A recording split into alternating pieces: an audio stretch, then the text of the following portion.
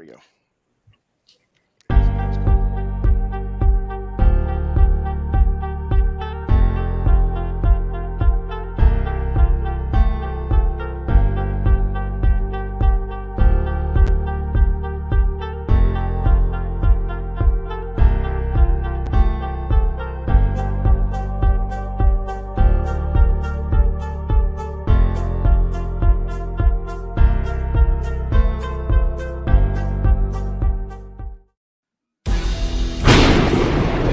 See right now, without LeBron, Lakers are struggling. Let me tell you about a team I hate, all right? I know the Dallas Cowboys fan is here, so I had to make sure he knew how much I hate this team. I'm ready. I've often said that the people who run baseball, they try very hard to ruin it. I'm from Brooklyn. I don't have a problem saying it to his face. Oh, from Brooklyn. Hey, get any...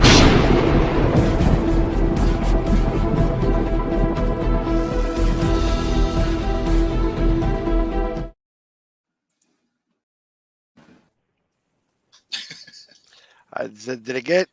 It didn't go. Perfect. Yeah, no, even better. It's that kind of day.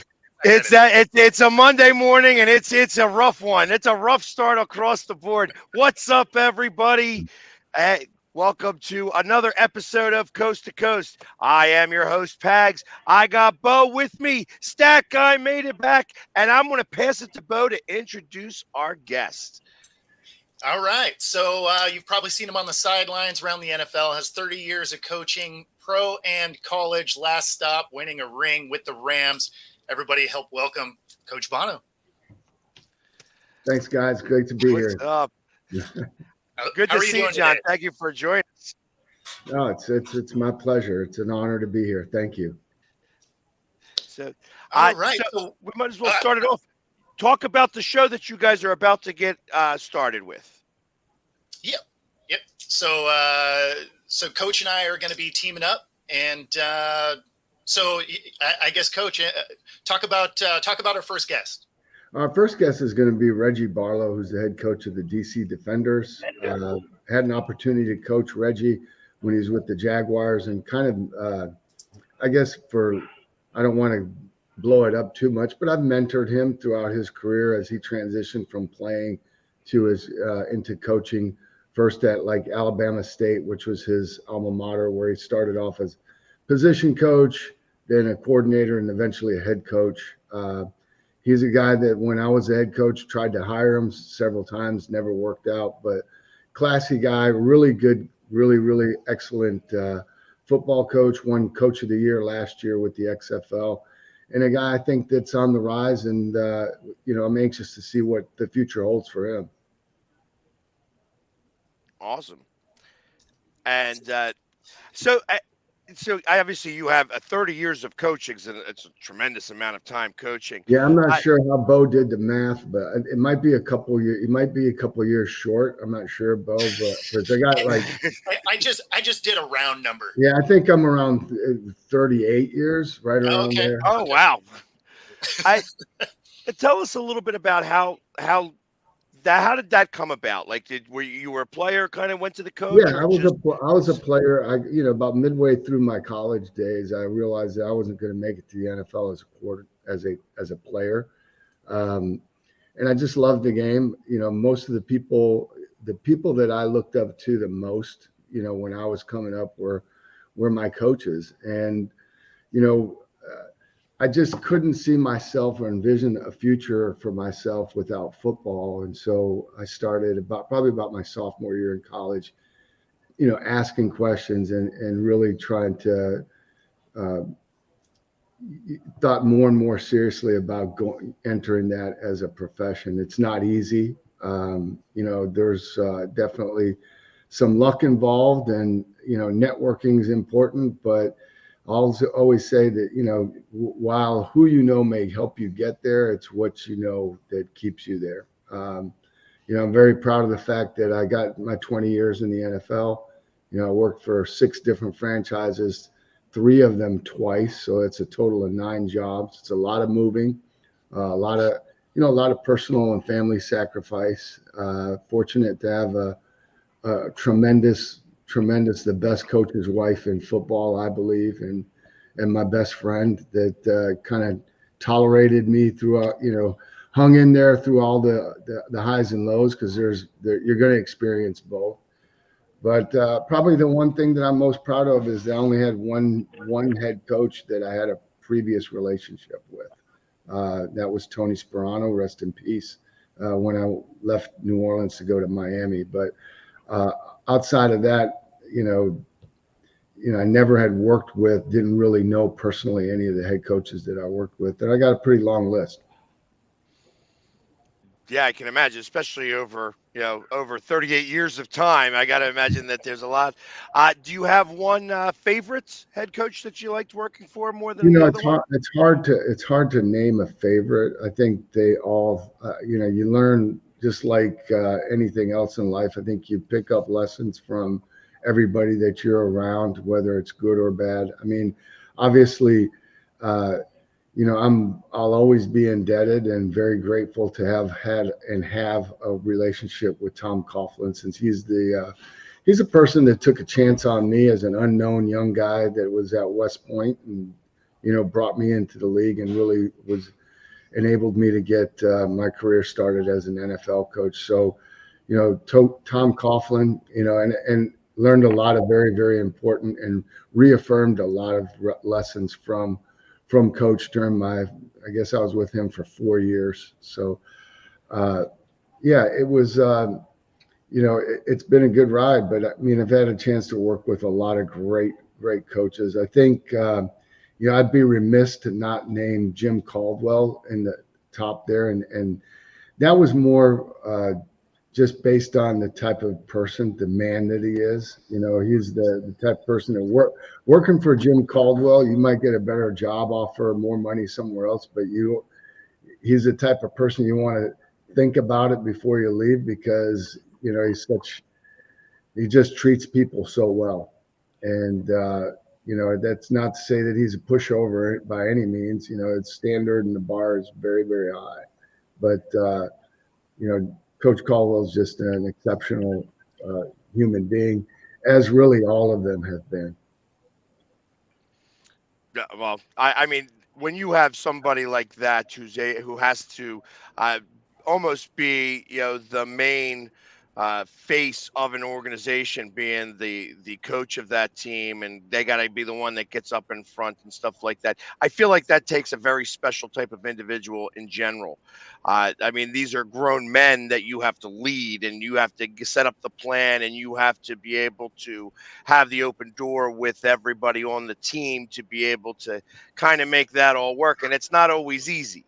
No, it's not. You're exactly right too. And it's a, you're right. It's a audience of grown men every single day who are wealthy and who understand. The majority of them, they get it. They know, they know what it takes to prepare to win and lose, and they, you're not pulling anything over on a pro. I mean, they can see right through. They'll see right through a phony. So, and I'm sorry, I geek out on these things, so I get thousands of questions. I could just start to pop them off. So it's actually why I didn't prep any questions. I was like, let Hags run. I would say most recently, or at least you won the chip, your most recent chip. I don't know if I haven't gone through you to see if you've won more than one championship, but most recently was with the Rams, and you were the special teams coach. No, actually that year I was the senior assistant. And so, yeah, long story. We don't have time on this show, but to be a part of it in any capacity is still, very satisfying and extremely gratifying. Well, because I got to imagine you were there. Were you there for the couple of years, the year that you had lost as well? No, my first year in LA was 2020. 2019, I was in Detroit, and from 2015 to 18, I was the head coach at Central Michigan University, which was my alma mater.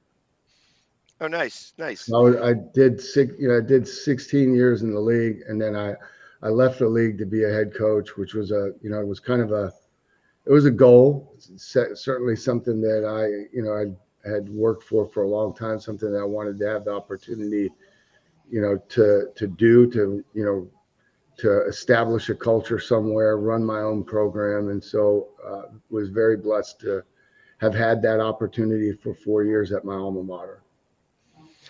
And while you were there, obviously, there wasn't the NIL or anything of that. Right. Yeah. College football has changed a great deal in the 5 years, 6 years since I left it. I don't know right now that I would be overly anxious to go back and do that, especially at a mid-major. I think that NIL and the transfer portal rules now have significantly widened the gap between what was the Power Five and the Group of Five, which I guess now is going to be the Power Four and the group of whatever. But yeah, you just I always believe that to be successful at that level, you have to be able to recruit and develop and retain talent. And I think now, if you find somebody and you develop them, you're probably only going to have them for that year, because if they play and they play well, they're going to, they're going to be fair game, and you just don't have the funds, you don't have the dollars to retain them through the NIL or the collectives or whatever it be. And so, that's just the way it is. You're going to have to go out and find, I think it's going to probably become more of a trickle up, where the mid-majors are looking at the Division IIs and the, 1AAs and that sort of thing. And your Power Four, Group of Four are going to be, they're recruiting from that, from the mid-major ranks. Right. Do you think that that would have a long-term effect of going from college to the NFL? I mean, obviously, this has all been very new here, and money in college is, once they said, hey, NIL, everybody's gotten paid now. So yeah, I think, it already has. And yes, it will continue to impact that. I mean, I guess the larger question, just thinking out loud, is how long does the NCAA last? How long does it take before,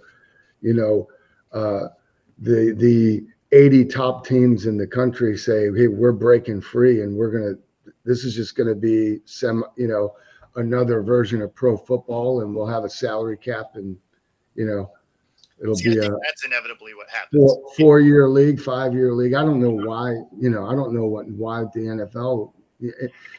What's happening too is you're robbing Peter to pay Paul. The same people that are contributing to these collectives are the same boosters that used to contribute to your athletic program. So, athletic fundraising, I think now has to be affected as much or more by this than anybody else. So, because there's only X number of dollars out there, per institution, although those numbers can be very, very big. Why pay somebody's room and board, and college tuition when they're making, $300,000 a year on an NIL deal? And that's probably, and there's guys that are making, there's athletes that are making significantly more. Why not just, cap that number of earnings, make it a salary cap, and hey, you guys pay your own way at school, so it's pay to play. Yep. Yeah, I agree with that. Because otherwise, what's going to happen is that the people that are having to manage this, which is the coaches and their staffs, which staff size are growing. It's like, that's a difficult job now. College football coaches don't get any time off. It was already hard before all of this. Now, those guys are basically, except for, I can't even say they get Christmas Day off.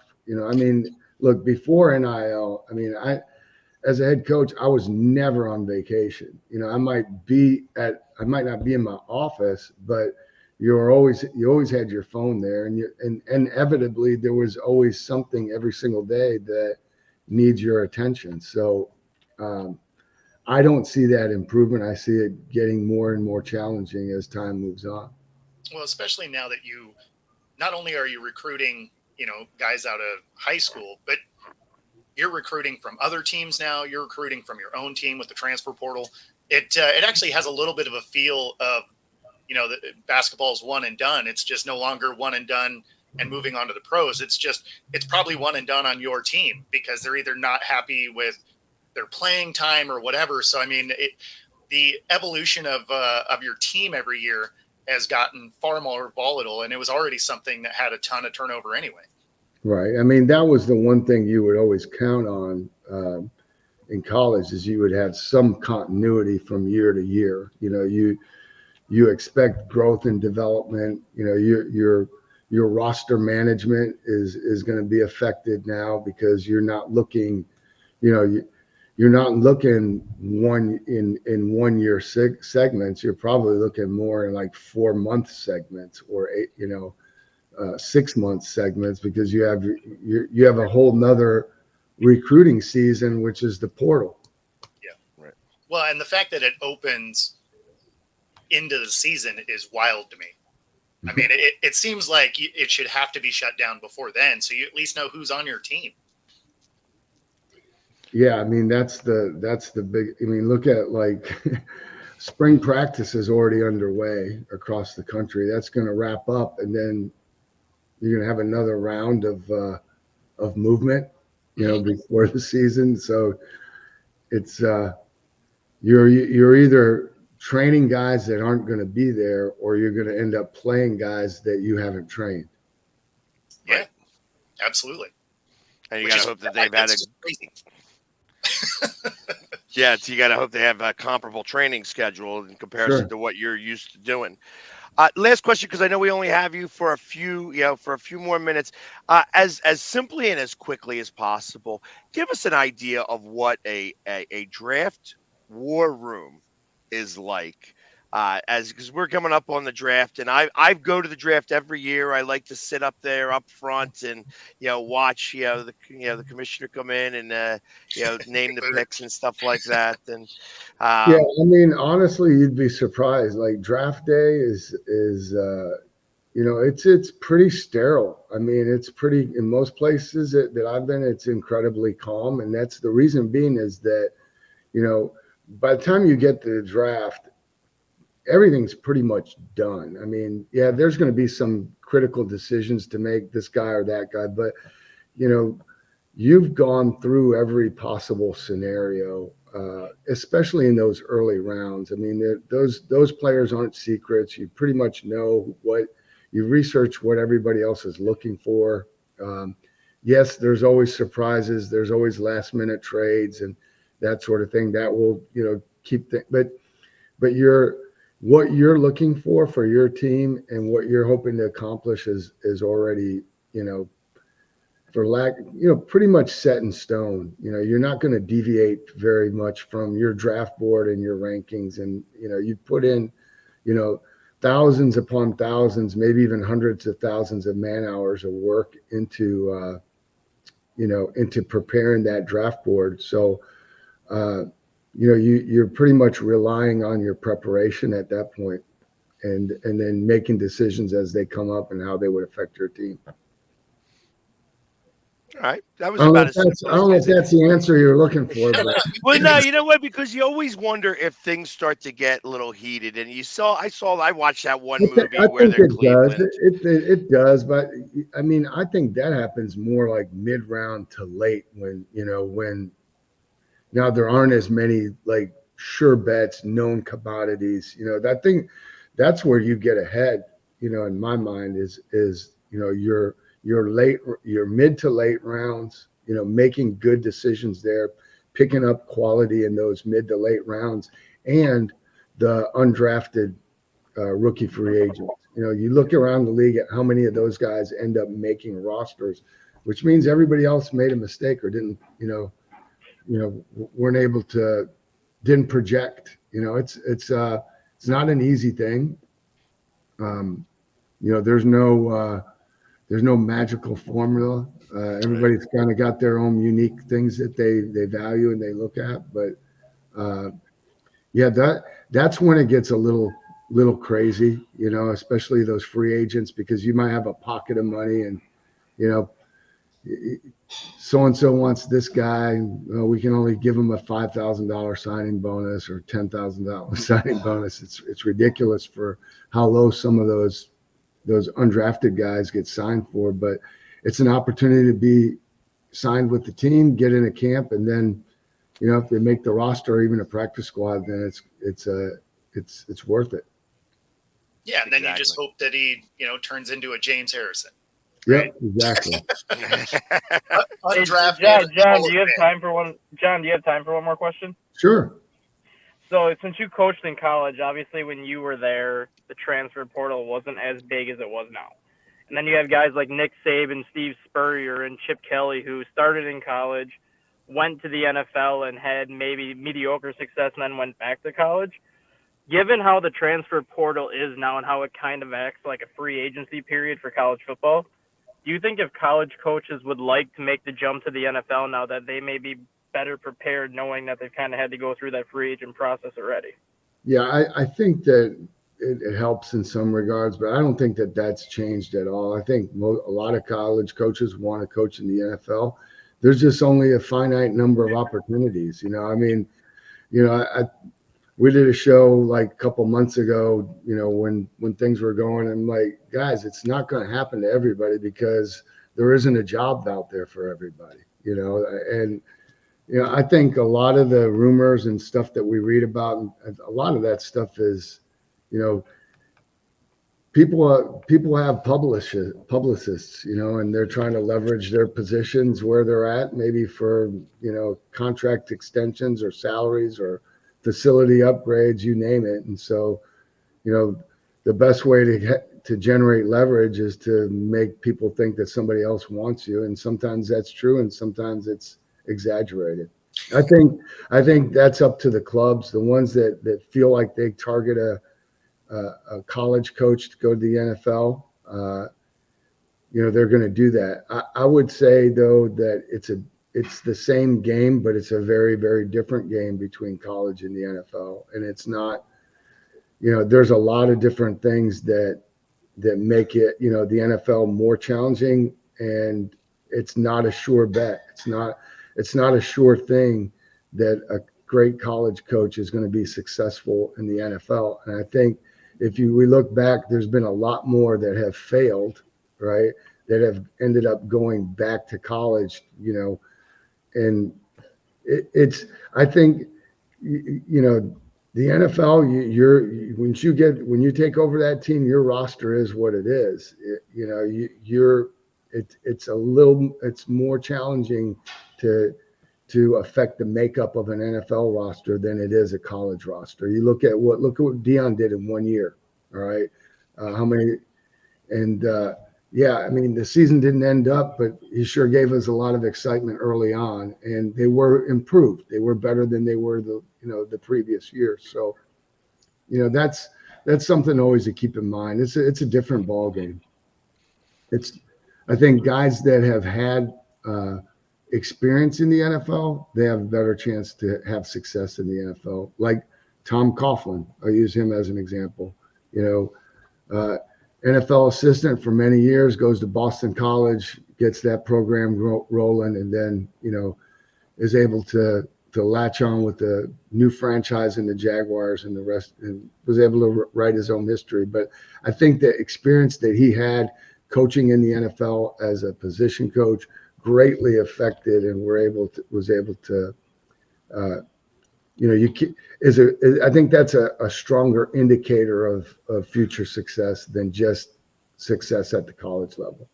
Well, and there's been plenty of coaches that came in, didn't do well, went back to college, and then had more success coming back to the NFL. Sure. So, right. I mean, they get their experience one way or another. Yep.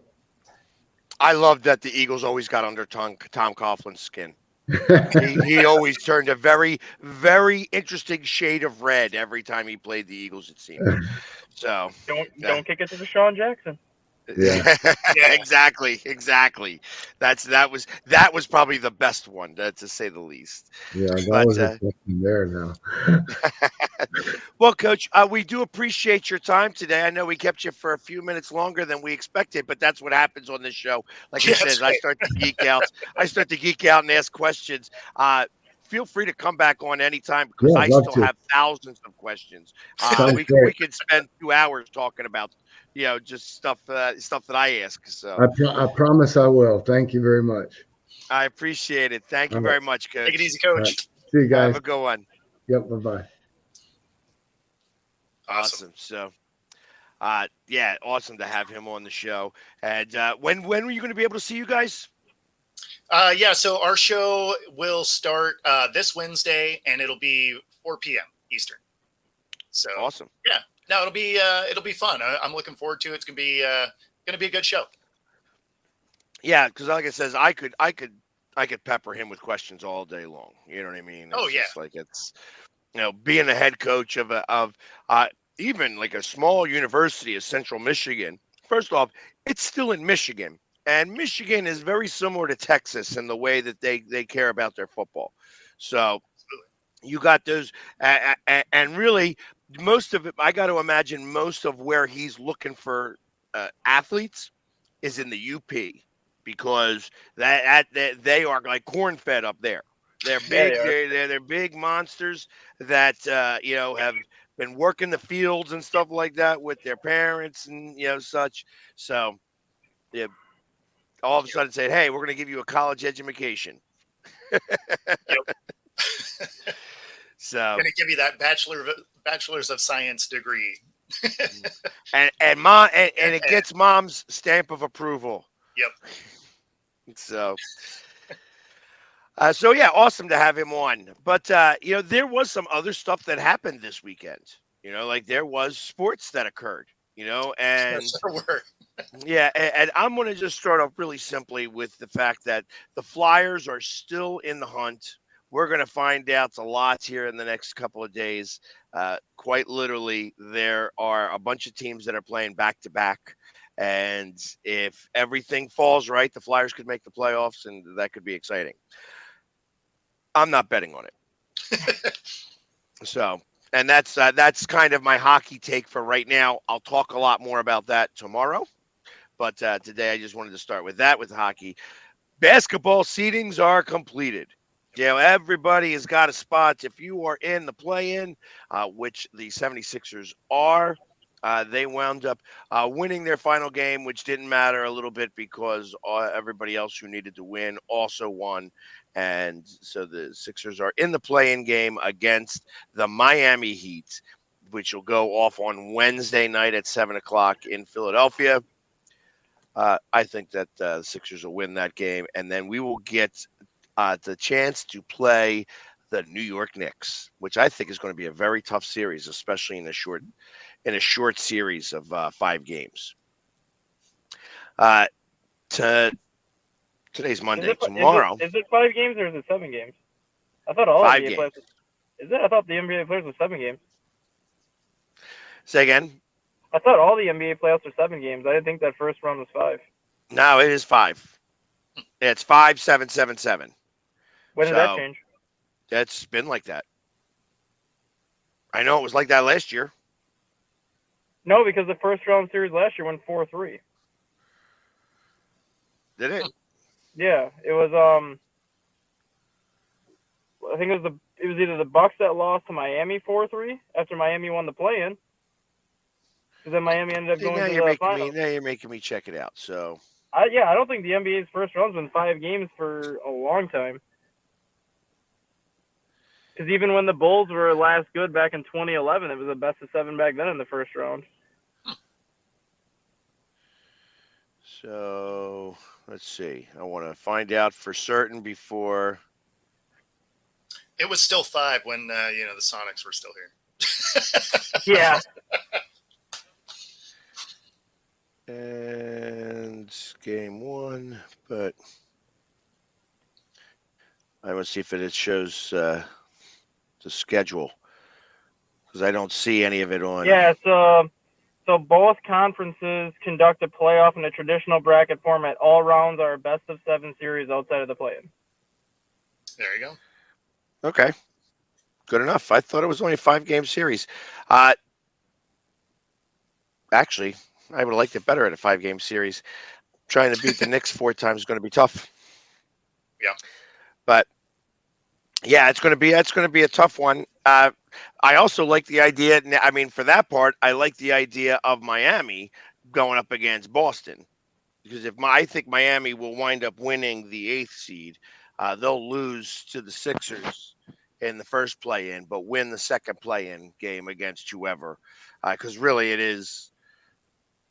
I think that Miami is probably the 8th best team. There's no chance that the Nets or actually it's the Hawks or the Bulls, either one of them. I think the Hawks beat the Bulls, and then I think the Heat beat the Hawks. Because it's like that they're in playing hell at this point. I mean that these adding these 10 teams, the fact that 20 teams make the playoffs in a 30-team league. You're right.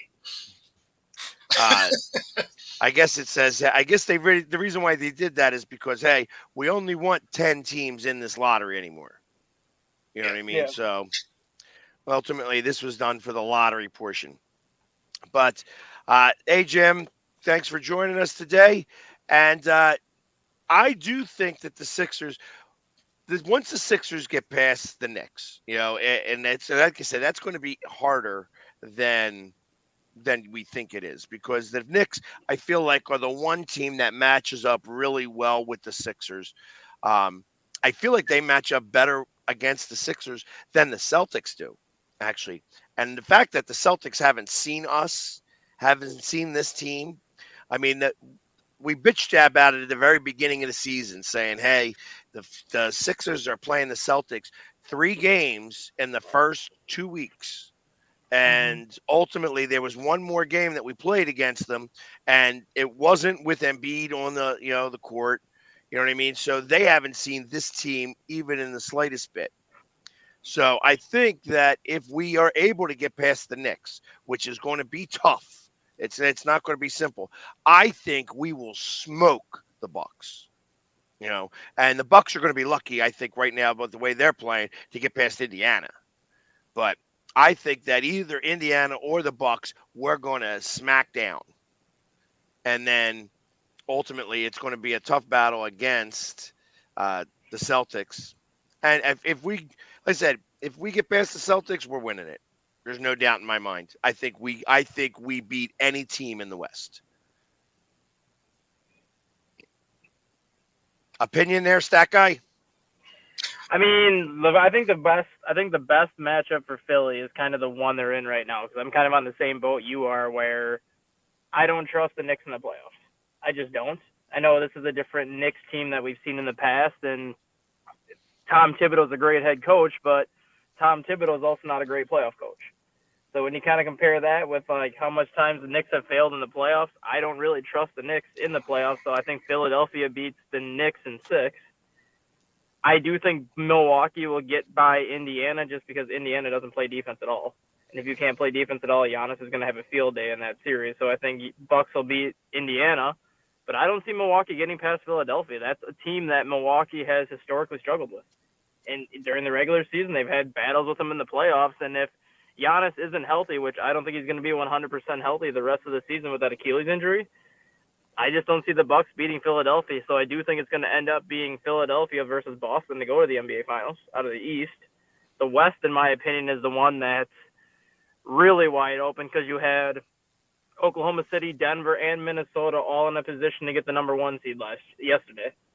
Oklahoma City ultimately got the number 1 seed, so then it went Denver and Minnesota. I think Minnesota got the 3 seed. And then kind of 4, 5, 6 is Denver, Phoenix, and the Clippers. So those top 6 teams are really good. But, I mean, when you look at that West, I still lean towards Denver coming out of the West just because they have Jokic, just because they won the championship last year. They have that experience and everything on their side. it's just hard to go against Boston to not win the whole thing, just because I think when you look at the NBA landscape this year, Boston has been the most consistent team start to finish. They've really never had that one stretch where you can look at and say, this team is really struggling right now. I believe they had only one 3-game losing streak this year, and I think they only had two other times where they've lost 2 games in a row. So for the most part, like, this team has been consistently winning games all year versus every other team you can kind of look at and say they're struggling right now. Granted, not having Embiid didn't help the Sixers case, because before Embiid went down, I thought Philadelphia was going to end up with the number 1 seed in the East before he went down. So, I mean, you could put Philly in that same conversation that when they're healthy, Philadelphia and Boston were the 2 best teams in the league. Agreed. And I mean, you know, if you do make it to square off against the Knicks to me are the Cowboys. They just find a way to mess it up if they do make it into the playoffs. Well, and I understand that. However, this Knicks team has guys that have won a championship. Now, I know they got half of Villanova's roster is really what it is. And that's and I know that team just because I watched them win the championship. So there's that going for them. And I feel like guys that have won figure out how to win. That's the one thing that they have going for them different than other Knicks teams. That all being said, it's possible that, you know, we could take it to them. You know what I mean? Because I feel like that there's a possibility of inner bickering when you are starting, like when things start to go bad, that team will bicker at each other. And if they have that occur, then you go downhill pretty quickly. You also have to take into account the Tom Thibodeau effect, though, too, where every year that he makes the playoffs, one of his star players gets hurt because he doesn't understand the concept. When you are up by 12 points with a minute left, don't play your starters. Happened with Derrick Rose in Chicago. It happened with Jimmy Butler in Minnesota when Minnesota made the playoffs. I mean, every year, Tom Thibodeau kind of gets that mindset where we're up by 12, we're just going to keep playing our starters. If something happens to Jalen Brunson, they're done. They have no other option if Jalen Brunson goes down. That is true. I agree with that. So, but I mean, hopefully, you know, and in their case, I mean, if he's going up against the Sixers, I mean, I'd rather him be healthy, but you know, the more banged up he is, the better off it'll be for us. You know, so you have to be physical against him. He's the guy that you have to really pay attention to on that squad. Randall isn't anything worthwhile. You know Randall's what I mean? done for the year anyway, so you don't need to worry about him. And so, and that's that was their second shot. So we'll see. Obviously, they had it fairly simple going in. Like I said, once the Knicks lost yesterday, and the Knicks, I think, wound up getting spanked, didn't they? They wound up. No, the Knicks beat the. Not the Knicks. The Bucks got spanked. Yeah, the Bucks ultimately. they got crushed. And it was closer. Like it was at one point like a 4-point game, and then all of a sudden they was like, how did you wind up losing by 25 points? So I guess they just didn't care anymore. But the Bulls actually ran the Knicks pretty well, and they brought up into overtime. That's because they faced the Knicks 3 times in their last 6 games. They saw them once in early November, and then they did not see them until the final 2 weeks of the season. They saw them 3 times the last 2 weeks. Bulls won the first meeting at Chicago, 108-100. Knicks came back there 2 days later and beat the Bulls, I think, like 112-107, and then the Bulls lost 120-119 in overtime last night. So the Bulls have seen the Knicks a lot. They played them tough, and I think that's the main reason why I think the Bulls are going to get the number 8 seed. Atlanta right now is trying to lose. They've lost 6 games in a row heading into the play-in, and right now they're just trying to lose because Trae Young is out. One of their best players the second half of the season was signed to a 2-way contract. His name is, he's like a foreign player. I can't even remember his name, but he's like a 6'8", 6'9", skinny, tall dude who can shoot. Atlanta said they're not going to up his 10-day contract. So he's going down to the G League, so now they're not going to have him. They have other pieces of that team that is out. Their average margin of defeat the last 6 games has been 23 points. They're trying to lose right now. They just want their season to end, so I think Chicago handles them pretty well. And the same thing with Miami. I don't see Miami beating Philly.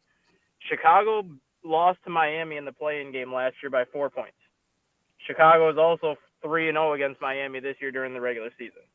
This plays in Chicago's hands really well how the play-in played out, because my biggest fear was Philadelphia getting that 8 seed, because I'm like, oh, if we have to face Philadelphia, we're done, because I did not want them to see Philly. So with Philly getting that 7 seed, I was happy because I think the Bulls can beat at Miami. I think they can beat Atlanta, and then we'll get swept by Boston. But at least getting to that playoff field to me is a win for this team when you look at not having Lonzo Ball the entire year again, only having Zach LaVine for 27 games, only having Patrick Williams for 31 of your 82 games. 3 of your better players missed at least 50 games this season. The Bulls started the year 4-16, and they only finished 4 games under 500. So that just goes to show you the work that Billy Donovan did with this team during the second half to not only get them competitive, but to at least get them into the play-in field where they have a chance to at least make the playoffs. Gotcha. As I'm looking at this, you guys went 2-1 against Atlanta this year. So, and I think the lone loss was a game that Trae Young was no, the lone loss was not the game Trae Young played. The lone loss is when that foreign sharpshooter they had made 9 triples. And nobody ever heard of that guy until after that game. He's like, who is this guy? Oh, he averaged like 7 3-pointers a game in the G League. So Atlanta signed him to a 10-day contract, and he ended up averaging close to 20 points per game over those 10 days. But, yep, we're not going to sign him to our playoff roster because we just lost 6 games in a row and won our season to end. Here's another thing that I took notice to. The Bucks and the Pacers played each other 5 times this year. And and out of those 5 times, the Pacers won 4. Yep, and the only loss that the Pacers had was in the in-season tournament. Yep. The semifinal game, or the final. I think it was the final, actually. The in-season tournament final was the only game the Bucks beat the Pacers. There you go. So that's going to be an interesting series, to say the least. Phoenix versus Minnesota. Phoenix has won all 3 of those. Mavericks versus the Clippers. Clippers had the edge 2-1 over that. And New Orleans, Lakers, New Orleans. Yeah, it looks like the Lakers actually have beaten New Orleans. So it'll be interesting. Too. Yeah, that's right. Yep. And the Lakers won. I don't think they cared. No, I don't either. So Pelicans didn't care. And let's see, Golden State. It's Sacramento. 1, 2. Wow. These games. Here's the first game of the season was 122-114, but Golden State won 102-101. Sacramento won 124-123, and then Sacramento won 134-133. Yep. 3 1-point games. Interesting. That's what happens when you go against your old assistant head coach that knows everything about Golden State inside and out. Well, we'll see if that could carry over into the play-in and knock Golden State Warriors out. Because if they make it in, they're going to make a run. I think that's what kind of makes me, I know that OKC used to be Seattle, and they probably would have been, I just wanted to mention that to all the Seattle people that are watching. Hey. How does that intro go? Each. It's I obviously I hope OKC gets smacked. But I'm kind of on the same boat as you though too, where just even if Golden State is a play-in team, if they get that number 8 spot, they're not going to be an easy out. And no one's going to be surprised if they go in there and beat Oklahoma City in 7 games. And then no one's going to be surprised if they go and beat Dallas or the Clippers in that 4-5 matchup after that. And no one's going to be surprised if they make it to the NBA Finals, because that's what they do when they get to the playoffs. Even when they were the last time they went to the finals and won, weren't they like a 6 seed? Like, this is what they do when they get to the playoffs. For some reason, it's like, oh, we're in the playoffs now. Let's flip our switch and act like the team we were acting like 5 years ago. Well, and that's what it is. That they're able to flip the switch. Because the truth of the matter is that it's like they just don't care during the regular season anyway. Just get us in. Yep. So, but having to beat the Kings and then either the Pelicans or the Lakers. I mean, I don't mind. I don't mind seeing the play-in game for the 8th spot being the Lakers versus the Warriors. I think that would be apropos that one of those guys are out. So, Like, I'm but not a fan of the play-in games at all, especially when you look at the record of some of these teams. With me being a Bulls fan, obviously I'm a fan of it this year because the Bulls are in it. But if the Bulls were not in it, I wouldn't be a fan of it. What I'm kind of more of a fan of is go back to the regular playoff format that you had, like the 1 through 8, just the normal seed, get rid of the play-in game. But if you have two teams with the same record at the end of the year battling for that 8 seed, let's just say Golden State and Sacramento both finish the season 45 and 37. Have a play-in game between those two teams to get the number 8 seed as opposed to just going by standard tie-breaking games. Don't do like an actual like play-in tournament where it's 7 versus 10, 8 versus 9. The winner advances, the loser plays the winner of this game, so on and so forth. Like, a team with 39 wins does not deserve to make the playoffs. I don't really care if I'm a Bulls fan or not. You're 39 and 43. You don't deserve to get in. Same thing with Atlanta. You have 34 wins, 35 wins. You don't deserve to make the playoffs. But like in the Western Conference, like Golden State, I believe, is 45 and 37 as the 9 seed. Sacramento, I think, is 44 and 38. Like, those teams like that typically would be the 7 and 8 seed on a normal year. Like, they deserve to be in. So, certain situations, it's like, yes, screw the whole, oh, Golden State was 3-1 against Sacramento. They get the 8 seed because of tiebreakers. No, have them do a play-in game. The winner gets that final spot.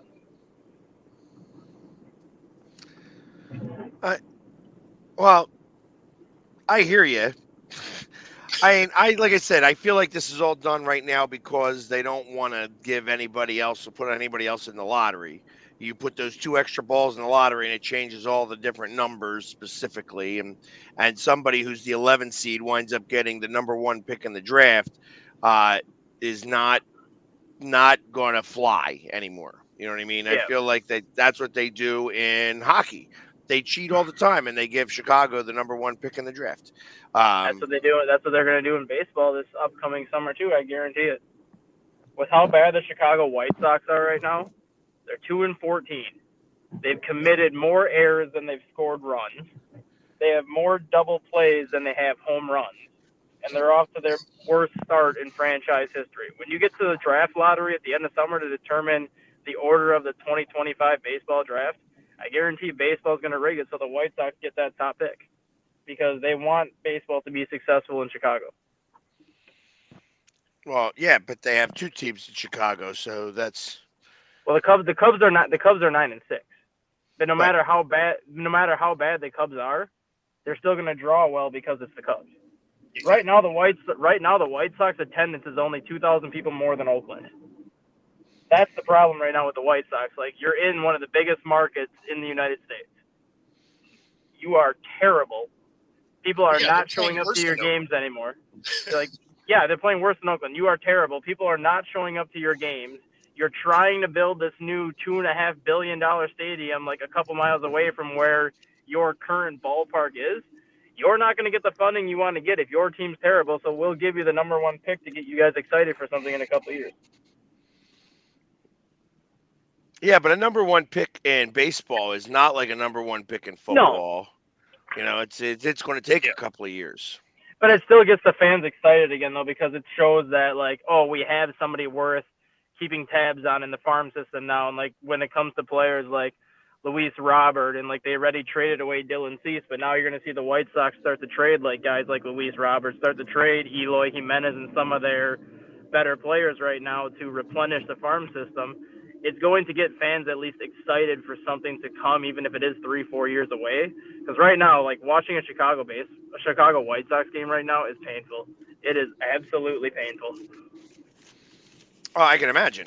You know, it's like probably like watching an A's game Because isn't the A's doing the same thing? They have No, the A's actually are almost 500. I think the A's are 7-9. The A's are actually playing halfway decent baseball right now. They are playing halfway decent baseball. yeah, but that's also because they played against the Marlins and they played against the White Sox.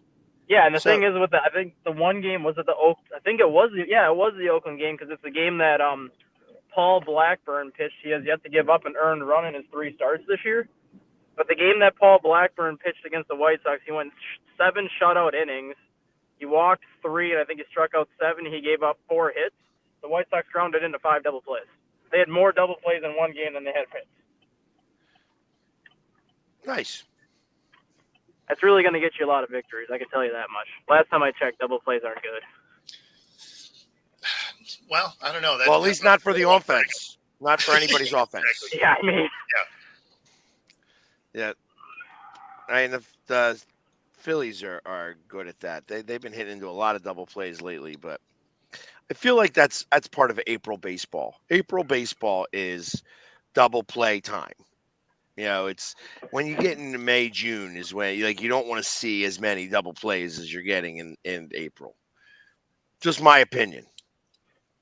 So yeah, but yeah, whether the White Sox, I'm sure the White Sox are probably going to get, just because they're going to get the number 1 pick because they're the worst team, and nobody wants to give the number 1 pick to the Marlins. Yeah, because you get by the time that number 1 pick gets to the major leagues, the Marlins are only going to have him for a year anyways before they got to trade him.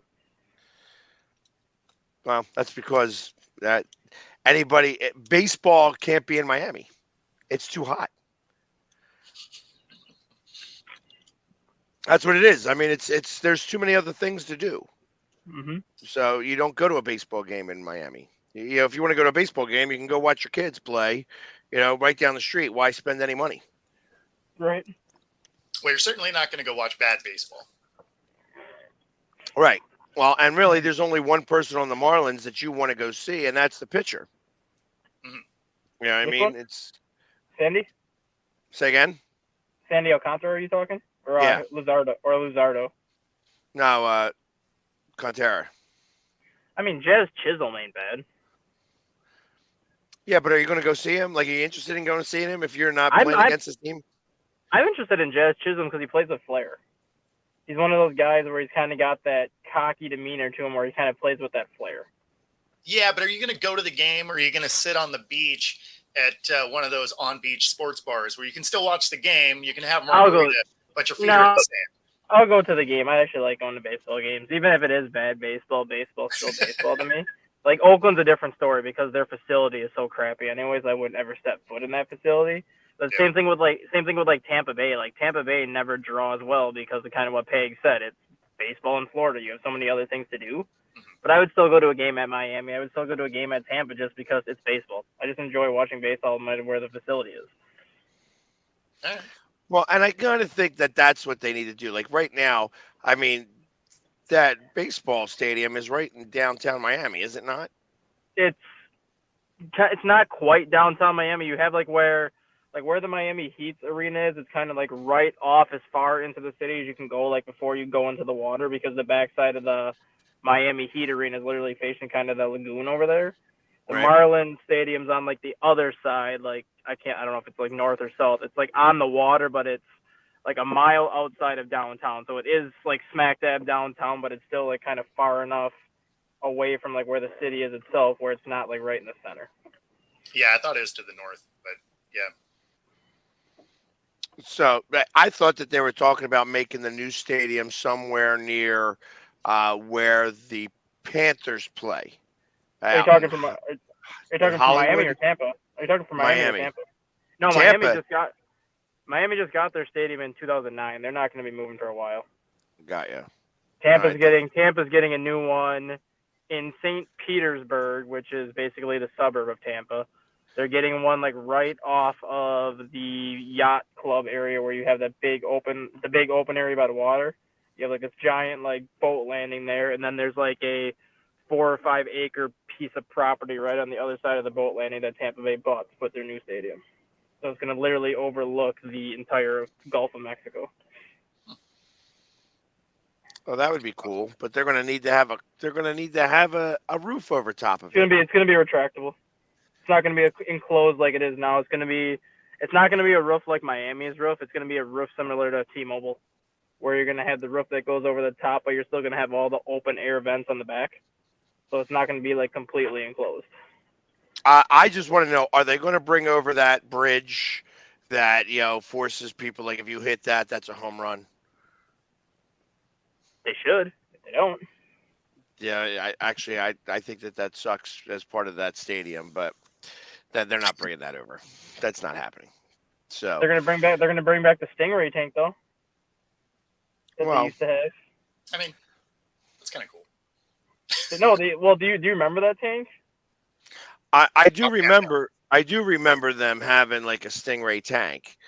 So they used to have the Stingray tank like in left center field, right above where the bullpen was. They had like a Stingray tank. So now the new stadium renderings of this new stadium, the backstop behind home plate is going to be the Stingray tank. Gotcha. So like when people are sitting in that front row behind home plate, they're literally going to be sitting right behind the fish tank. Yeah, that's kind of cool. That'll be awesome when somebody actually throws 102 miles an hour and it hits and it breaks that, and then next we have Stingrays on the field. That's right. Mayhem in Miami. Here we go. That is going to be hysterical. That'll be hysterical. I mean, you gotta have like 2 inches of thickness on that plexiglass. Oh, so, yeah. or at least layered with stuff in between. But I don't know how that's all going to work. I'm sure they'll figure it out. Somebody much smarter than me is going to make that occur. I mean, you figure there's got to be some layers to it so that when they do hit the thing, it's not incredibly loud for the fish in the tank as well. All of a sudden, you'd have animal rights activists losing their minds. All the PETA people. You can't do that. Yep. Yeah. I love PETA people. Yeah. People eating tasty animals. I have that hat.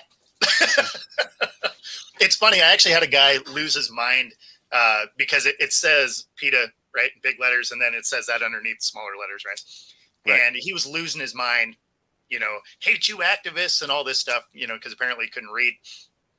And so, he's freaking out. And then I'm like, I point at it, and then, he does finally read it, and he's like, oh, sorry. Like, it's cool, man. Like, I was sitting there eating a steak or something anyway, so I don't really know where you would have thought that.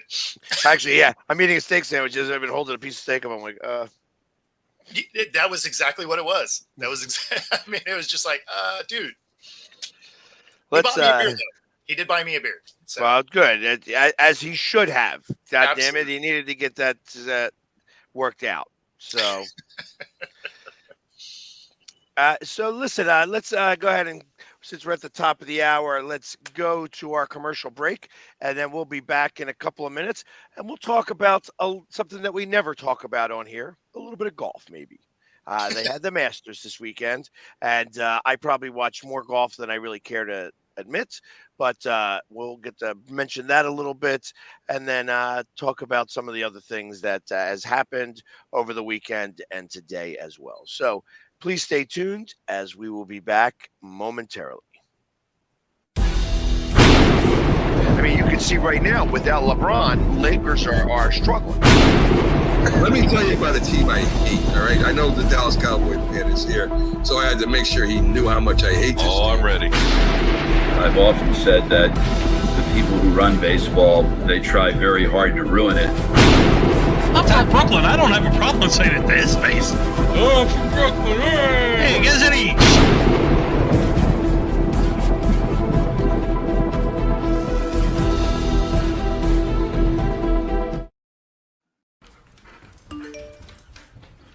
Trisha's having a sleepover tonight. Can I go? I wonder about Lucy's friends. What should I say? I know you're only 10, but one of these days a friend will offer you a drink.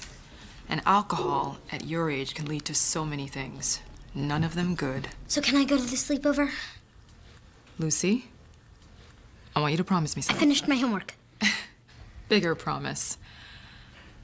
If there's any drinking, I want you to say, "No thanks, not my thing." Mom.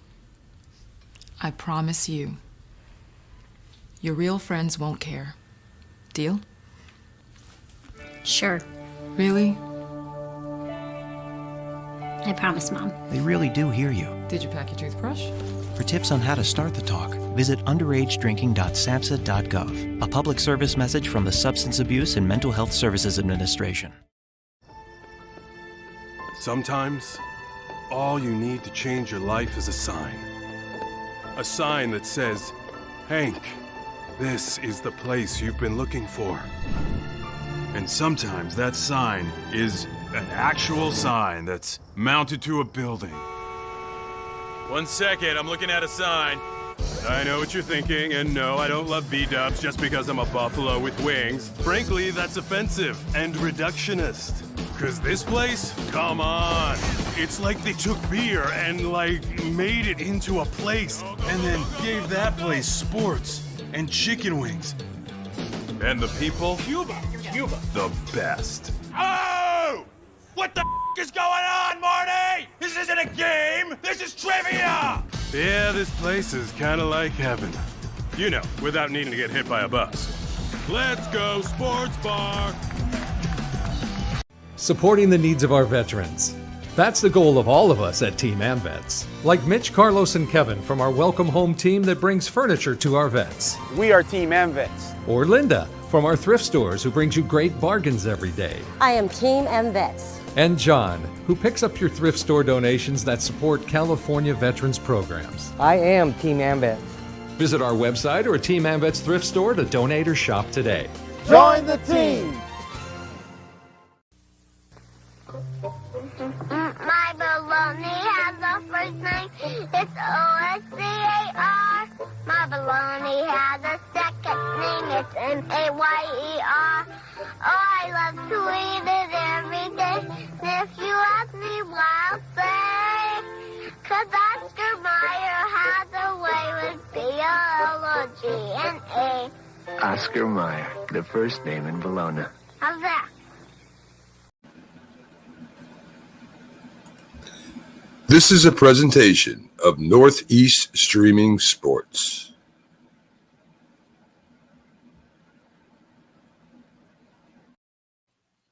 And we are back. Oops. All right, there we are. We are back. At least two of us are. The Irish goodbye is right. Stat guy doing stat guy things. Is the staple for stat guy doing his thing. And we do have a Jay update. He should be back next week. Yep. So hopefully everything willing, we'll make sure that happens. So anyways, like I said, there was some golf this past weekend. Did you watch any of the Masters? I did not. I actually spent the entire weekend working on cars. So I watched zero sports. I took a weekend off of sports and just worked on some cars. Well, so there was a golf tournament this weekend there was the Masters, as they call it, in Augusta, Georgia. And I find it very interesting how they at golf, obviously the Masters is not attached to the PGA. Yeah. So, which means that the LIV players can play in this tournament. Oh, okay. And they go to tremendous pains to not show LIV players most of the time. It's funny to me how that works, but they're like, hey, yeah, unfortunately you need to be in the lead. And,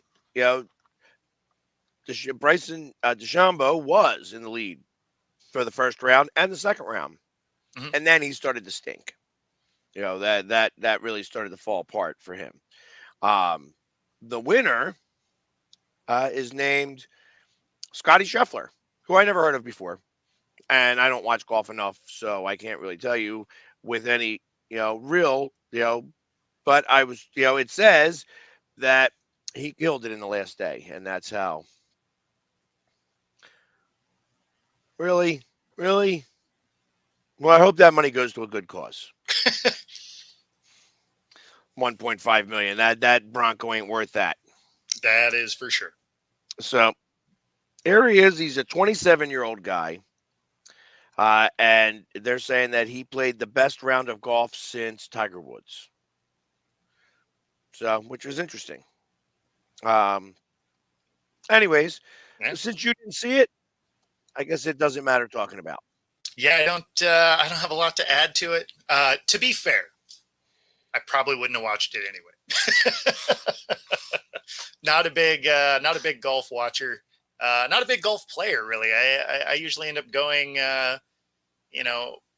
once every couple of years. Like I'll hit the driving range every now and then to just go, smash the hell out of a ball. But yeah, I mean, as far as actual rounds of golf, once every couple of years is probably about all I end up going.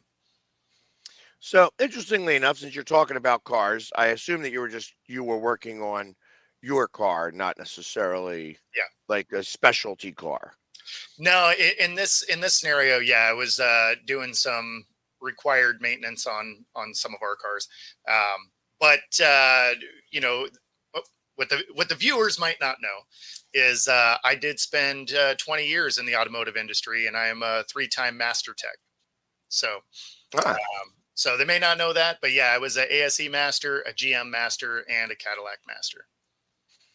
No Mopar. I actually started my automotive career working for Dodge.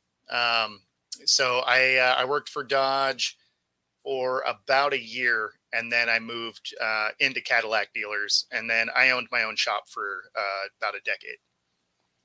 Gotcha. Interestingly enough, I had a conversation with somebody this weekend who drives it's not a funny car because it's a short stock. Okay. Not the long stock. This is a shorter stock. And we are setting up a time where I am going to go. Maple Glen Raceway is the new raceway that they have. It's not new, but it's the raceway where they actually have the quarter-mile strips and stuff like that. And I am going to go get to be part of the pits and cool. And go and get the car. Maybe even get to drive this thing. Probably not as fast as I could be driving it, but probably true. But maybe even get behind it and just kind of looking at, of course, all painted up. Because I'm gonna take the colors. I didn't realize that this guy even did that. So which was awesome to see. It was like, oh, nice. So that we're gonna take part of that. So and I get to see a little bit of behind the scenes stuff on that, which is, I mean, I've been to one NASCAR race or two really in my life. And during that, I wasn't in the pits area. Like I did. In fact, the last NASCAR race, I was in a suite where it had windows, and you could still feel everything going through the windows. But it was definitely much better for me because I don't know that I was prepared for. So when you go, are they going to have the top fuelers and stuff there? I believe so. I mean, because that's what he is. Now he does it with his father, this guy, and he said that there was one time where he has won one of those tournaments. They say that it's interesting how they do this because that's why they have the green lights that come down. Most of the time, you have to have a certain time level so that they compete against each other at different weight limits and such like that. But you have to have a certain time car to be able to, do whatever it is so that they can do the green lights because they're scattered. I guess so. One time there's a green light. Your opponent could actually go sometimes a second ahead of you. Oh yeah, they got the staggered start. Yeah. Right. So yeah, I was thinking if this was going to be like an NHRA event, because I don't think so. Okay. NHRA. They don't have the stagger start. No, right? No, definitely not. Yeah, they're all the same. They all got to be very specific. This is like he could go up against a funny car. Is that because the funny car is the one with the long, thin? They have the bicycle wheels almost in the No, front. Right? those are rails. Those are rails. Funny cars are kind of a longer version of a normal looking car. Got you. Okay, yeah. And that's a different. They're the ones that the whole car like lifts up to get in and out of the cockpit, right? Oh, yeah. This one, obviously it doesn't have that, but I know which one you're talking about. It almost looks like a cigarette boat. Yeah, exactly. The ones I'm thinking of. This is and he's got the short stack, but it's all alcohol. You know what I mean? Okay. You're burning. Yep. You're not burning gas. It's alcohol. Yep. It's like because I asked that was one of the first questions I had. It's like just the gas alone is probably ridiculously expensive. Mm-hmm. And he's like, yeah, of course it is. No but, doubt. But that's that's part of it. We go there. Sometimes we win. Sometimes we don't win. It won't matter. You know what I mean? It's all for fun, anyways. In his case, because he gets to do it with his father, who's 81 years old and still likes tinkering around with that type of stuff. So, that's awesome. his father feels like doing it. He's going to go out there and race these cars. So, which was kind of cool. I was like, it was a good story. I want to go out there. I says, I want to do it. Get all painted up. And yes, it is up in Reading. I know you said Red-O, but Reading. So yes. Yep. And no, that was one of the things that was kind of fun when I had my shop. Is I was a Napa Auto Care Center, and so I would, for the NHRA drags when they came here to Seattle, I'd actually get a go in Ron Cap's pit. And then we also ended up with passes, which is why I was asking, because if you get to go and stand behind the launch, like if you think the cars are loud coming down the straight, if you actually get to stand behind them on the track while they launch, I mean, you can feel the pressure of the car leaving. It's an amazing experience. So if you get the opportunity on an NHRA event where you have the top level cars, do it, because it's an experience. Yeah, and Ken, that Atco was where he used to race, and of course they shut down Atco. Now that's going to be, I think, houses or whatever. It's like they said that they were going to keep it. Just all of a sudden, just shut down one day, Atco Raceway, which is a bummer. But yeah, because it would have been a hell of a lot faster for us to get to Atco than it would be to get to Maple Glen. But either way, it's going to be a good time. Like I said, I'm excited for that. And it'll be another thing the Philly sports guys shouldn't do, but it's going to do anyways. No, I think that's going to be a blast, man. Yeah, and I got to imagine even standing behind one of those cars, like he said. He showed it to me. Burner, yeah. Yeah, he said it was like 9.8. Like he does that quarter mile in, was it like 9.8 seconds or 9.8 seconds, 9.7 seconds, something like that. So, yeah, so I got to imagine standing behind there, like I'm going to be there and doing that, all painted up, and they're, again, people may or may not get it. In terms of it'll be the first time that anybody on that circuit will ever see the Philly sports guy. I can't imagine many people get all painted up to go to that type of event. True. Yeah, you don't really see painted race fans typically. Right. Like they might have like something on their face, but they won't be full on paint. Right. Well, I will be. So they'll get the full effect of me as I get the full effect of them. So look for that. Look towards that. Like June or July is when I suspect that will all occur. In other news, the Eagles have exercised their fifth-year option and have signed an extension to wide receiver Devonta Smith. Yep. So he will be here through the 2028 season.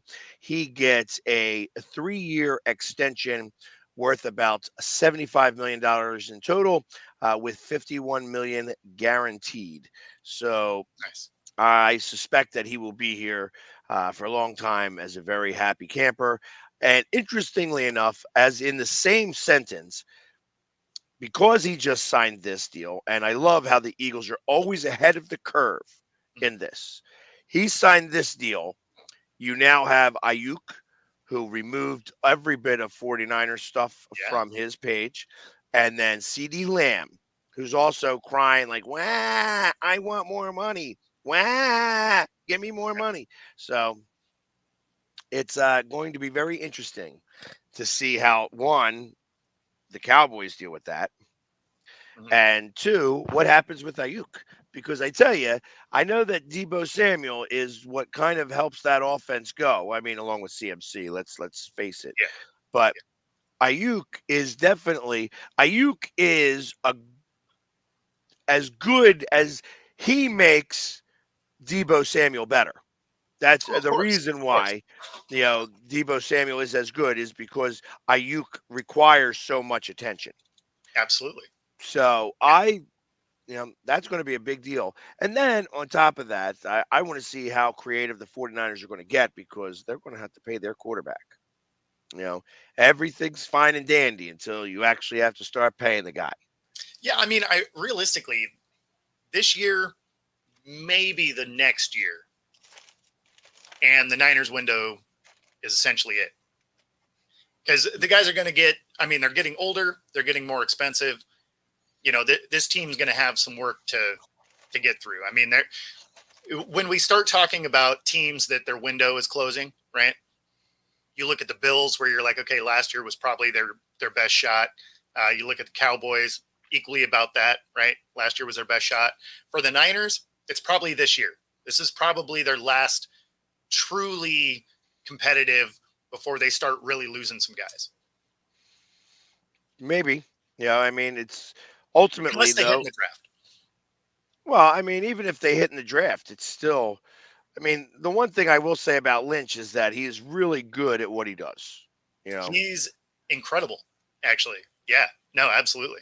So, as much as I hate to admit that too, because I can't stand him, but Well, he is and very good. I applaud the fact that they won't double down on a bad decision, right? Like, it's something you see GMs do a lot, where they're like, I made this bad call, but maybe we can turn him into something. And the Niners really don't seem to do that the way they are now. I mean, obviously the best example of that was Trey Lance, right? Like, they're like, well, he wasn't our guy. We gave up a lot to get him, but it didn't work out. But they've done it in numerous places, obviously not quite as headline worthy as that one, but it's something that I do respect about kind of how they build a team, is that when they do miss, they don't keep on it. Right. That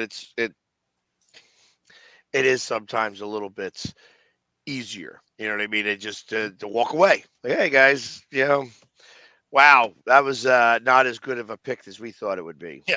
Oops. Yeah. Yeah. The Eagles sometimes are good at that, sometimes they're not. Yeah. That's why I do not like, since Devonta Smith, obviously Devonta Smith was a win on the pick there, but their two wide receivers before that were not wins. Yeah. They were, in fact, quite big losers. So much so that we picked our pick, and then who's the guy up in Seattle? Wide receiver? DK Metcalf. Oh, DK, yeah. And then we picked our wide receiver, and next was Justin Jefferson. Yeah. So imagine, So obviously that's right. having DK Metcalf and Justin Jefferson. Yeah, I mean, it's one of the things the Seahawks have kind of fallen short on, is doing that, where we picked a guy, we think he's supposed to be good, he hasn't been good, or he keeps getting hurt, and they'll just keep staying on it. And it's just like, man, like, at some point, just be like, hey, man, we messed up. That's it. It's just time. Sometimes it's like, okay, you get it. But, I mean, they do that a little bit, though. I mean, they got rid of Wagner, and then they brought him back in. Yeah, I mean, so that was weird, because they shouldn't have they couldn't afford him, which is why they got rid of him. But they didn't get rid of him because they necessarily wanted to. But then you keep guys that just continually keep getting hurt. That at some point you gotta move on, right? Ken, that's kind of what I was saying. I want them to pick. Truth of the matter is that they need to pick and offensive tackle. I think that's who you usually get when you have a pick in around the 20th, in around the 20th pick. The one thing you want to do is you want to get big, fast guys. They don't make enough of them. You know what I mean? They're just not enough in the NFL. So you want somebody who's a monster and fast. And like when I say fast, if that's the relative term, you're going to want him going about 4.8, 4.9 as an offensive lineman or a defensive lineman. And they like to have their guys sit for a year. They got to put them through Statland University. So ultimately, I hope that they take somebody in the first round. Offensive lineman or defensive lineman in the first round is where I go. In the second round, now they traded away one of their picks. So I mean, we had a couple of picks that, like, I think we had 3 picks in the top 100 or maybe something like that. I don't know exactly how it worked. Or maybe 3 picks in the top 50, maybe. Is that how that works? We got 2 second-round picks. But we traded away one of our third-round picks, and I thought, as I looked at that, I thought, like, that was the number that they gave was like, that would be right where I would pick Jeremiah Trotter. So I don't know that they're going to get him now in a linebacker, but they're going to need a linebacker. And interestingly enough, there's a good amount of linebackers in this draft that they should be able to draft one, and it makes sense. Yeah, it always reminds me of that, the Al Davis, you can't teach speed, right? No. Everything else, but you can't teach speed. Exactly. Al Davis at least knew better than his son does. Yes. Seeing what else is happening in the world of football. The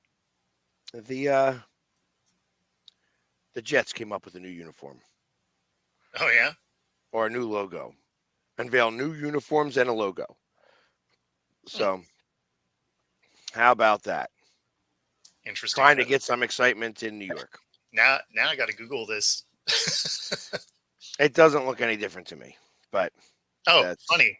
I open a new tab. It's the first thing up, and it looks exactly the same. Like what? It does look exactly the same. Huh. All right. Yay, I guess. And that's that. Yeah, nothing going on there. Baseball.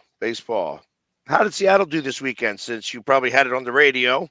Yeah, as far as I know, they went 1-1 with the Cubbies. They only played 2 games. I think so. I can't. Did they play a third one? Maybe they went 1-2 with the Cubs. Oh, yeah, they 6-10. So let's see how. Yeah, no, they're not good. Yeah, they've won 3 of their last 10 games. So it's awesome, perfect, and now I have a 2-game lead. Okay, so they went 1-2 with the Cubs, but they didn't exactly get punched in the mouth either, right? Like they were in these games at least. So, well, that's good. I mean, just because we want to make sure that it keeps. Well, I mean, the thing is if your team's going to be bad, at least make it be competitive, right? Like be in the games. Like it's one of the things that was really tough with the Mariners, 5-6 years ago, where you could be down by a run in the first, and you legitimately were like, yeah, we probably lost this game because our bats were so bad that if you started the game behind, it was a wrap. And if you were ahead by 2, you still kind of thought, we might still lose this game. Right. So because the pitching couldn't hold anybody up either. It was just a really bad team then. But so at least now, even in the losses, they're in them, right? Like they're not. So it at least makes it fun to watch. You don't immediately want to go home. Right. But they are chasing that elusive series win. There's that.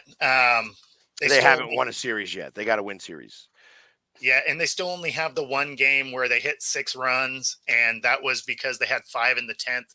So it wasn't even like it was a truly earned 6 runs. So I mean, there's a lot not going right with my team so far.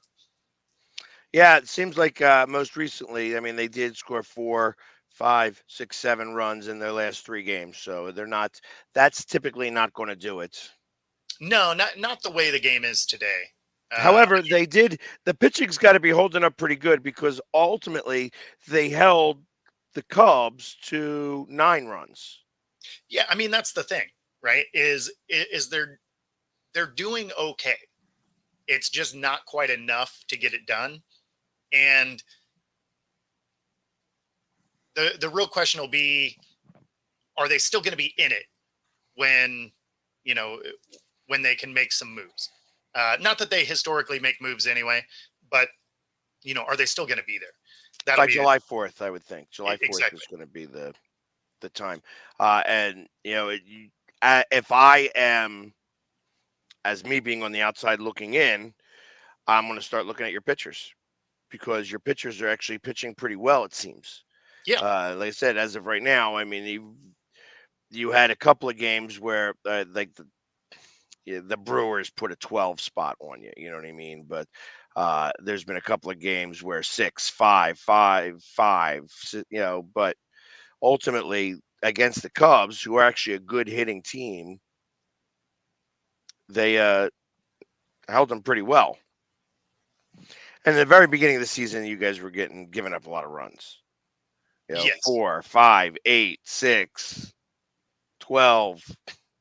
So, but you usually win. Like I said, but it looks like you win one of the games in the series. So it's not like you're getting swept in these series. No, I mean, that's the thing. And even when they are losing these series, like the last game with the Cubs was a 3-2 loss, right? Like, so it's one of those, you were in it, could have win either way. But you know, they're just finding themselves on the short end of it. And then, so I actually am not entirely sure if he is still calling here in Seattle. I do remember, but yeah, I don't know if he's still. Yep. And Harry Callis 15 years ago, yesterday, they had his son do God Bless America. And what is going on with Whit Merrifield? My thought is that he's not playing enough, that he's not getting enough time, and because of that, he's not in a rhythm. That's the only thing I could think of at the moment. I don't know him well enough. I will say that there are always guys who do so great and then come to Philadelphia and just don't do very well. Truth of the matter is that this is not the time. I could care less about how he does right now. Sure. I want him to do well in September. You know, like it was like kind of like Matt Stairs. Matt Stairs came to hit 2 home runs. You know, I felt like that 1 home run against the Dodgers was 3/4 of the reason why we got him. There was another home run that I remember him hitting that was like the other 25% of the reason why we got him. He was meant to hit specifically just 2 home runs, and he hit those home runs the way he was supposed to. With Merrifield's the same type of situation. I want him to hit the ball when I need him to. And there's only going to be a couple of times when I'm going to absolutely need him to. And that's those times I want him to come through. I don't care what happens right now. We cannot win a championship in April. No, but you can get pretty close to missing the playoffs in April. You can. You definitely can't win a championship, but you can make it real hard to get to one. That is correct. Just look at the White Sox. We already had that conversation. The White Sox stink out loud, very badly, in fact. So I have to imagine that. Let's see. I want to see if I can go. Let's see exactly how far out the White Sox are in the standings at the moment. 8 games out. You know, it's hard work to get 8 games out, 15 games in. Right? That's rough. So, and that's 8 games out of the division. That's not even like if they were in the same division as the Yankees, it'd be more. It would be 12 games out.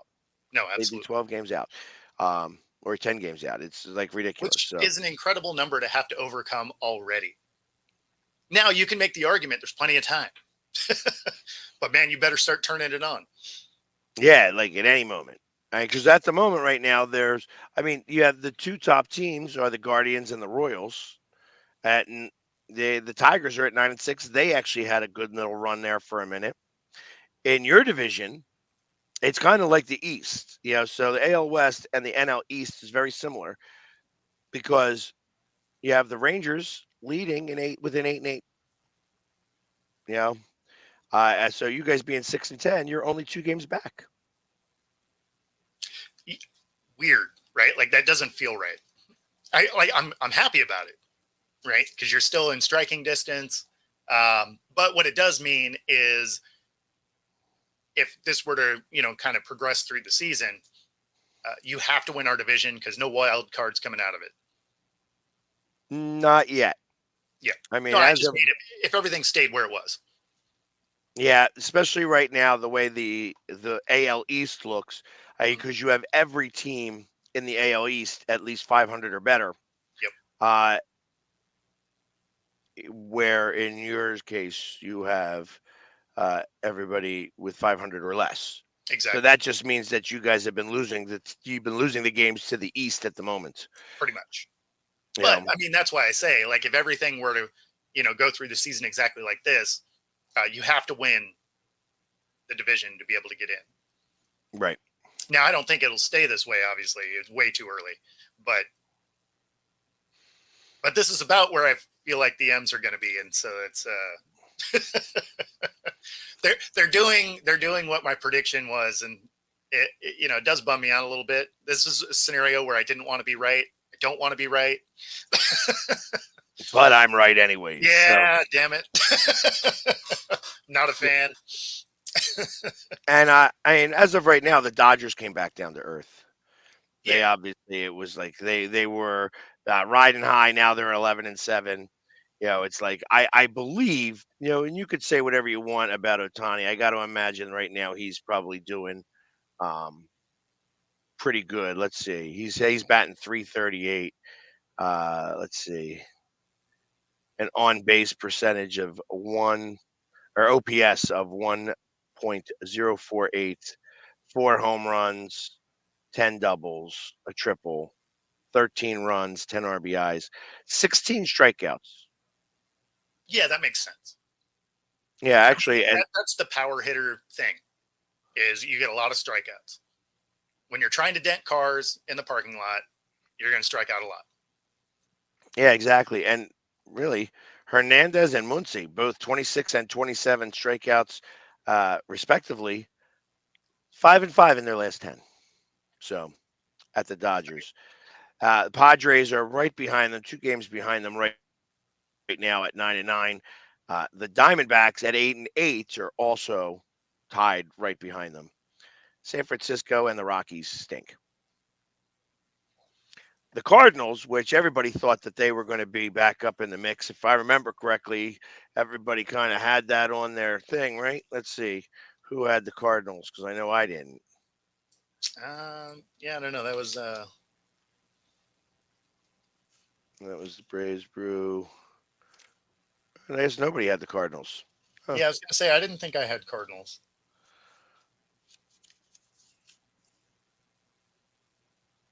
Yep, nope. Nobody had the Cardinals. Oh, I thought more people had the Cardinals. Everybody had the Brew Crew. Yeah. The Brewers to do it. Of course, nobody thought about that early run that Pittsburgh would make. That they are going to win the April championship again, I think. Always. Like if you're a fan of that team, you go and watch spring baseball. And then, you already know that your summer is freed up. You don't have to worry about going to a game. Yeah, I don't know. I like going to baseball games. It's part of what I do. I do too. Just sometimes you want to watch a winning team, and you don't get to do that much in Seattle. Well, I mean, the thing is it'll be, if you're going to go, you got to buy tickets for 2 days in a row, because one of the games you're probably going to win. or at least by the whole series, because then at least you're guaranteed almost. Right? Like you're going to get one of them. Very rarely do they get, completely swept. They also don't complete a sweep a lot. So if you did buy them all and it was one of the series that they win, you're going to drop a game in there probably. But yeah, I mean, if you buy 2 or 3 tickets in a row, you'll get to see one of them as a win. All right. And I am also trying to take a look at see who I have to root for tonight in hockey. I said I only talked about it for a minute, but I want to make sure that I'm rooting for the right teams. I need the Predators, Nashville Predators, to win tonight. That's a big one. The Bruins winning would help. And Montreal, I need Montreal to come up big in the next 2 games. Okay, so you guys don't control your own destiny at this point. No, you gotta we blew win that. and get help. Yeah, we have to win 1 game. We only have 1 game left, and that's against Washington. Okay. We need Pittsburgh to lose. They can only win 1 game, so they have to lose. If they win tonight, we need them to lose tomorrow night. Oh, okay, so they still got 2 left.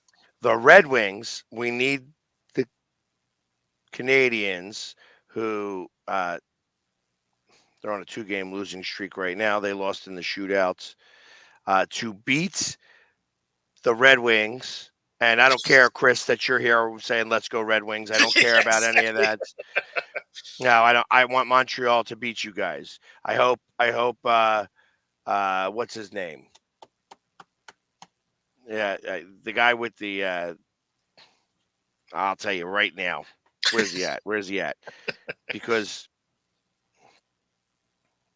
he's actually a great player. It's a shame he's got to get on a better team, though.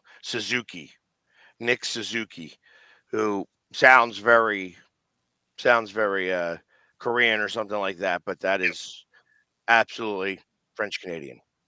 So, but anyways, he's very, very fast. The one thing about Montreal is that they have a very fast team. So it's interesting to see that. I'd love to see the Red Wings get spanked twice. So yes, Chris, that means you. I don't want the Red Wings to win. But Chris, while you're there, are you going to be going to the NFL draft? If you're still there. I will be up in Detroit, so we'll definitely have to catch up over there. Chris, Ed Chris here, the one who's saying, "Let's go Red Wings" here. He's got his own podcast as well. Him and I go way back. I got him started in podcasting. So, nice. At least I didn't get him started. I showed him the way. Like I said, hey, just do it. And this is the program I use. So, great. He's one of those guys though that he can get anybody. Like it's amazing to me who he gets to start to talk to. Awesome. So he's always getting guests on his show, which is amazing to me because I guess all you have to do is ask. I don't ask anybody. I feel like I'm being a pain. So yeah, that's why I leave that stuff up to you guys. So anyways, but that's what I'm talking about, that I want Montreal to win. So let's go Montreal. So if Montreal wins and the Predators win and the Bruins win, I think that, Montreal's got to win twice because they got to play the Red Wings back-to-back, which I don't know. That's tall order. Yeah, and I'm not exactly sure. I think the Red Wings do have the tiebreaker against us, mostly because I think 39. Yeah, if they were to get another win, they would have more wins than us, is what it comes down to. So hopefully we can overcome that as of right now. If they lose twice and the Flyers win, we'll be set. Maybe. Yeah, because we would have more points. That's what I'm getting at. But anyways, I think it's going to be too tough. I think truth of the matter is that the Golden Knights are going to win the Stanley Cup again. Think so? Yeah, even as the 8th seed, I think they're gonna blow apart Dallas. The Dallas did well in this season, and they got 111 points, and they're real close to being that team that get the President's Trophy, but Vegas took the page out of the Lightning playbook and said, "Hey, all our guys are hurt. We're going to bring in a whole bunch of trade guys, put everybody on, because you could go ahead and put people on the IR and it not count against the cap, and then bring them back when you get into the playoffs, no cap." So, yeah, I think that's going to really, propel them, because it's like I said, once you've done it, you know how to do it. True. And that's the thing. Everybody's got to beat you. You are still in it until you're out. And after you've had it last year, when you held up that cup, you want to hold it up again. Of course. And you know what it takes. So that's the fun part about doing those types of things. So, No. I mean, that's definitely a thing. Like you get that championship. It doesn't make you not want it more. Like you're just like, oh, I liked this. Let's do that again. Right. And I will give a little bit of play here to. I tell you, we were down. The Union were down 2-0 to Atlanta, and it was in Atlanta, and the Atlanta United football, FC, whatever they are, the Atlanta United FC. They own Megatron's butthole. Like that's the stadium that they play in. They're the only ones that actually sell it out. Oh, okay. So maybe the Georgia Bulldogs will sell it out when they play there, but for the most part, and Atlanta's got a pretty good team, and they were up 2-0 on us early in the second half, and we came back and scored 2 goals pretty quickly, and wound up getting the tie. Still have not lost a game this year in the MLS. Wow. Our one of the things you very rarely see, our goalie had to get subbed out. You never really see a goalie sub, but they did. We were able to get a 2-2 tie and remain undefeated. So there's my little bit of MLS. Anything else, Bo, to talk about? No, I mean, man, it's a light sports day. Like there's not a ton going on, which makes a ton of sense. As you're getting close to the draft, it's not like anybody's really going to be doing many trades, stuff like that. Like you're going to see the second wave of real active trade market after the draft. So I mean, I think that'll be fun too when we start doing Thursday. That Thursday show. Oh yeah. Yeah, that's going to be Thursday and Friday, the day after the draft, the first round. There'll be a lot more to talk about in that. But in the meantime, we're going to end a little bit early then. So, yeah. Actually, one thing I might end up doing for the draft is there is a Seahawks watch party, so to speak, at where is it? It's Queen Anne Beer Hall, I believe. I've been there. I've been to the Queen Anne. They've got some good food over there. I have been to that spot. They've got the long tables. They've got all of the stuff over there. The guy was, I think, a Philly guy at some point, or he's got a Philly, group that's out of there. So nice spot to go watch it. Yeah. So and supposedly, the Seahawks dance team will be there. And some ex-Seahawks will be there and stuff like that. So I'm going to try and hit that up on Thursday. There you go. So, and I will be at the draft. Not exactly sure where I will be at the draft, but I will definitely be there. And I will be able to give you reports and, different things from the draft and stuff like that. I like to do tons of videos, try to give everybody as much of an experience as we can. For that day. So it's going to be a lot of fun. So you definitely want to watch us that week when we have a little bit more to talk about. Yeah, exactly. Because, right now, it's hard to talk about baseball. There's nothing spectacular going on, and we all know Otani did it. You know what I mean? Yep. So Yeah, realistically, right.